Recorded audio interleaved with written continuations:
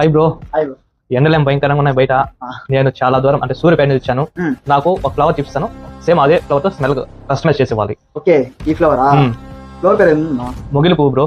మొగిలి పువ్వు. ఈ కస్టమైజ్ చేస్తే మా బ్రదర్ కి బెంగళూరుకి ఇచ్చి పంపివ్వాలి. ఓకే ఓకే, సేమ్ ఇదే ఫ్లవర్ నా చేసేవాళ్ళు. సరేనా, పర్సన్ చేసి చూపిస్తాను, అప్పుడు చెప్పండి. Okay bro.